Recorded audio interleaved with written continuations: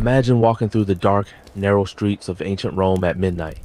No streetlights, no police, just shadows, the sound of your footsteps echoing off stone walls, and the very real possibility that you might not make it home alive. Welcome to Rome around the year's era where crime wasn't just a problem, it was a way of life. The Wild West of the ancient world. Picture this. You're living in the world's most powerful city, but step outside after dark and you're basically entering a lawless wasteland. For centuries, Rome had no police force. Zero. Nada. If someone tried to rob you, rape you, or murder you in an alley, you were on your own. Smart Romans never left home without weapons or bodyguards. The wealthy traveled with armed escorts, while ordinary citizens just prayed they'd survive the night. And those beautiful Roman villas you see in movies, every single window was barred, every door triple locked. Shop owners wrapped their storefronts in heavy chains, like they were expecting a zombie apocalypse. Museums today are filled with ancient Roman locks and most of them show clear signs of being broken into. Crime was so bad that Romans turned to magic for protection, buying special curse tablets to hex potential thieves. Desperate times, desperate measures, when politics got bloody. But street crime was just the beginning. Rome's political scene made modern gang wars look like playground fights. Meet Clodius, a radical politician who basically invented political terrorism. This guy assembled his own private army of thugs and used them to intimidate, rob, and murder his political enemies. His target list included some pretty big names, including Cicero, whose estate was completely ransacked. Clodius was so dangerous that even Pompey, the great tone of Rome's most powerful generals, was literally afraid to leave his house. Can you imagine? A man who conquered most of the known world hiding indoors because of one political gangster. But Rome's elite didn't just take it lying down. Enter Milo, Cicero's buddy, who fought fire with fire. He recruited his own army of gladiators, literal professional killers, take on Clodius's gang. The result? Full-scale street battles in the heart of the empire, with rival political armies fighting for control of Rome itself. It was like The Sopranos meets Game of Thrones, except with togas. When Augustus finally said enough, things only changed when Augustus became emperor. He looked at this chaos and basically said, "Are you kidding me?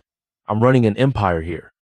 Augustus created Rome's first real police force, multiple units, actually. The Praetorian Guard protected the emperor, urban cohorts patrolled the city, and the vigiles served as both firefighters and cops. It was like creating the FBI, local police, and fire department all at once.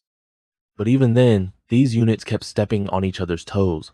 Imagine trying to figure out whether to call the cops, the feds, or the fire department for every single crime.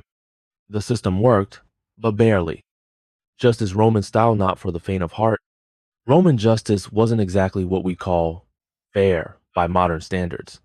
For most of Rome's history, there were no trials, no judges, no juries, just good old-fashioned revenge. Someone stole from you? Track them down and take it back with interest. Someone hurt your family? Hurt them back twice as hard. It was literally eye for an eye justice, and the government mostly stayed out of it. When the state did get involved, punishments were creative. Light crimes got you fines, beatings, or public humiliation. Serious crimes, that's when things got medieval. We're talking execution, dismemberment, forced labor in mines, or if you were really unlucky, a starring role in the gladiator arena. The most serious political crimes got you thrown off the Tarpeian Rock. Basically, they chuck you off a cliff in the middle of the city. Public execution as entertainment. Rome didn't mess around. The rich get richer, the poor get dead. Here's where it gets really ugly. Roman justice was completely rigged based on social class. Commit murder as a wealthy patrician, maybe you get exiled to a nice villa somewhere. Commit the same crime as a slave, you're getting crucified, burned alive, or fed to wild animals. By the time of the empire, the death penalty was being handed out like parking tickets. The list of capital crimes kept growing, and executions became public spectacles. Rome had basically turned into a police state where your social status determined whether you lived or died. The price of power. So, what's the lesson here? Even the greatest civilization in history struggled with the basic question of how to keep people safe. Rome eventually solved its crime problem, but only by creating an authoritarian system that valued order over justice. It's a reminder that the freedoms we take for granted fair trials, equal justice, professional police forces didn't just appear overnight. They were hard won victories over centuries of chaos, corruption, and violence. Makes you appreciate modern law enforcement a little more, doesn't it? Even with all their flaws, at least you can walk down the street at night without worrying about getting murdered by a political gang. What do you think? Would you rather live in lawless ancient Rome or deal with modern police? Let me know in the comments below.